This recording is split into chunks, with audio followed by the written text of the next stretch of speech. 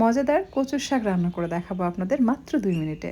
কচুর শাক ভালোভাবে পরিষ্কার করে নিয়েছি, তাতে অ্যাড করে দিচ্ছি মসুরের ডাল, রসুন কুচি, কাঁচামরিচ চিরা, সাথে পেঁয়াজ কুচি এবং স্বাদমতো লবণ। পরিমাণ মতো পানি দিয়ে দিচ্ছি, সেই সাথে হলুদের গুঁড়া এবং সরিষার তেল দিয়ে দিলাম। এরপর ঢাকনা দিয়ে ঢেকে এটাকে রান্না করে নিতে হবে। হাই ফ্লেমে রেখে রান্না করবেন, জাস্ট 2টো সিটি বাজিয়ে নেবেন। 2টো সিটি বাজলে চুলা বন্ধ করে দিয়ে অপেক্ষা করবেন এটার প্রেশার শেষ হয়ে যাওয়া পর্যন্ত। প্রেশার শেষ হয়ে গেলে ঢাকনা খুলে ডাল ঘুটনি দিয়ে এটাকে ঘেটে নিতে হবে। এই পর্যায়ে আপনারা অবশ্যই চেক করে দেখবেন লবণ ঝাল ঠিক আছে কিনা। যে কোনো খাবারের লবণ ঝাল ঠিক না থাকলে কিন্তু খেয়ে মজা পাওয়া যায় না। আর এই ঘাটিটা কিন্তু খুব বেশি পাতলাও হবে না, আবার যে খুব বেশি ঘন হবে সেটাও হবে না, মাঝামাঝি। বাগার দেওয়ার জন্য আমি খাঁটি সরিষার তেল এখানে ইউজ করছি।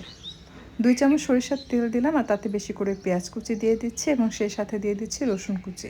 আপনি চাইলে রসুন থেতো করেও অ্যাড করতে পারবেন। সাথে আস্ত কয়েকটি শুকনো মরিচ এবং 2টো তেজপাতা মাঝখান থেকে ছিঁড়ে দিয়েছে। বেশ কিছুক্ষণ পেঁয়াজ ভাজার পর এই পর্যায়ে অ্যাড করে দিব কারি পাতা। কারি পাতা কিন্তু অনেক ঔষধি গুণ রয়েছে। এটাকে আরও বেশি ফ্লেভারফুল এবং এটার স্বাদ বৃদ্ধির জন্য আমি অ্যাড করছি মেথি ফিরিঙ্গি। এটা স্পেশাল একটা মশলা। ডালের যে কোনো রান্নায় আপনি এটা ইউজ করবেন, এটার যে অ্যারোমা সেটা বহুগুণে বেড়ে যায় এবং স্বাদ বৃদ্ধি হয়। আপনি যখন এই মেথি ফিরিঙ্গিটা এই বাগারের সময় ইউজ করবেন, বাগার দেওয়ার সাথে সাথে পুরো এলাকায় এটার আসলে অ্যারোমা ছড়িয়ে পড়ে, আর বাসায় তো এটার সুগন্ধে ম করতে থাকে। তো এটার গন্ধে আপনি ইজিলি 1 প্লেট ভাত খেয়ে নিতে পারবেন। আর এই মশলা যদি আপনারা কোথাও খুঁজে না পান, সেক্ষেত্রে আপনারা চাইলে কিন্তু নিচের দেওয়া হোয়াটসঅ্যাপ নাম্বারে যোগাযোগ করে বাংলাদেশের যে কোনো প্রান্ত থেকে এই মেথি ফিরিঙ্গিটা আপনারা পারচেস করতে পারবেন। বাগার দেওয়ার সাথে সাথে চুলা বন্ধ করে দিবেন এবং ঢাকনা দিয়ে ঢেকে দিবেন।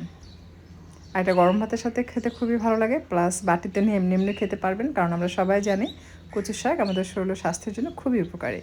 সো আশা করছি আজকের রেসিপি আপনাদের কাছে ভালো লেগেছে। যদি ভালো লাগে অবশ্যই লাইক কমেন্ট শেয়ার করে চ্যানেলটি সাবস্ক্রাইব করে নিয়মিত চ্যানেলের সাথে থাকবেন।